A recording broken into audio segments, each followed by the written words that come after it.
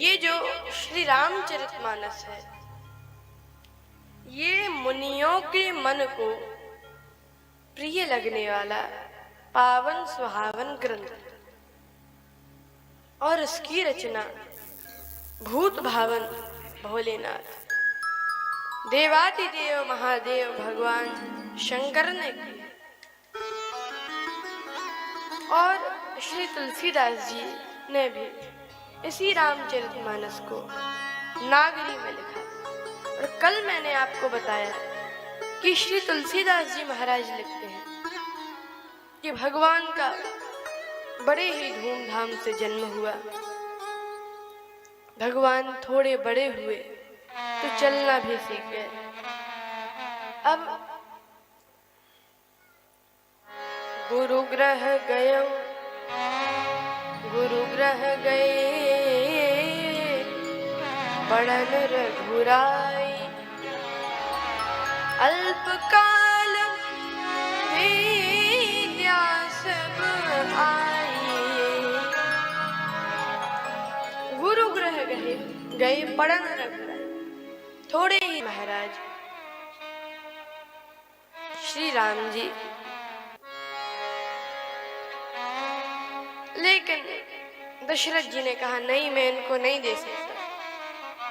कहा कि नहीं नहीं, ऐसा नहीं हो सकता, देना ही पड़ेगा आपको। तो वशिष्ठ जी ने समझा बुझा दिया। तो दशरथ जी ने राम जी और लक्ष्मण जी को श्री विश्वामित्र जी के हाथ में देते हुए कहा, तुम मुनि पिता आन नहीं को। और अब अयोध्या से चले, हर्षि चले। तो कौन सा यज्ञ? कहा कि धनुष यज्ञ सुनि रघुकुलनाथ। हर्षि चले मुनिवर के साथ। धनुष यज्ञ का नाम सुनते ही आगे बढ़े। मार्ग में अहिल्या माता मिली, उनका भी उद्धार भगवान ने किया। अब जनकपुर आते हैं और श्री जनक जी बहुत स्वागत सत्कार करते हैं। और अब जनक जी मिलने आते हैं विश्वामित्र जी से। श्री राम जी लक्ष्मण जी का भी दर्शन करते हैं। और अगले दिन समय जाना,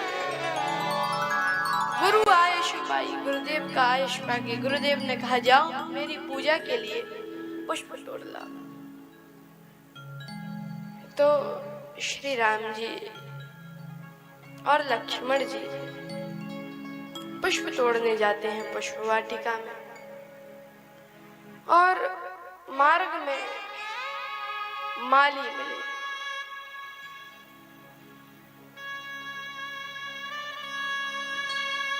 कहते हैं माली कि श्री रघुनाथ जी सुनिए, हम बाग के भीतर जान न दें, हम जाने नहीं देने।